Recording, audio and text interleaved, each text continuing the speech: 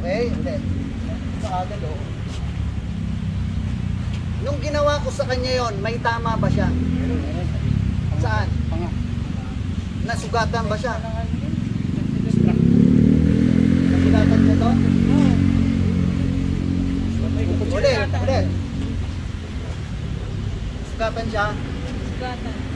Nagamit ko ba yung aking karambit? Hindi. Nagamit ko yung aking karambit? Hindi pa kasi di pa sinampak. Alin? Nagamit mo ngayon eh. Hindi, wait. Alin? Sa mga baguhan? Sa mga tagalaro, nandadaya na kayo, alam niyo na yan eh.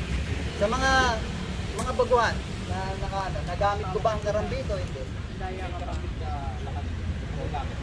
Eh, ito ngayon ako. Yung konsepto na kayo. Yung konsepto ng karambit.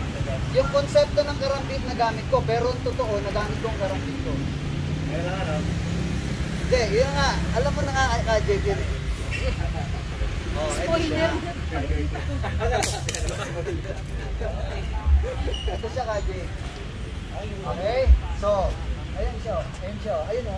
Nakikita niyo yan. Karambit yan. Ayan siya. Oh, yan. Karambit. Karambit to. Karambit yan. Oh, inaano lang siya. Naka-open o. Ito yung gameplay.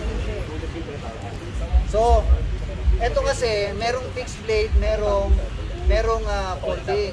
So ito, kahit na isang kamay na isasara nyo. Pagka gusto nyo gamitin, boom, nandun na agad. Na-deploy nyo na agad siya. Sing-sing lang siya. Tingnan nyo, hindi naman halata.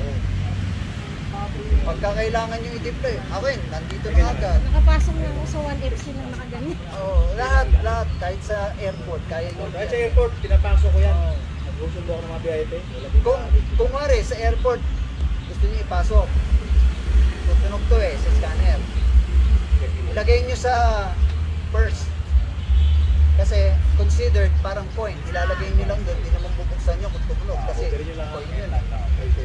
Tama? So sing-sing, hindi considered. So ito, magandang weapon. Para pag limas mo lang siya eh. Pero may mga tama. So ito yun. Okay? Sing-sing. Parang sing-sing karambit or sing-sing sanggo. Okay? So, nasan tayo kanina? Anong ginawa natin yung control? Yung sinasabi kong trademark natin.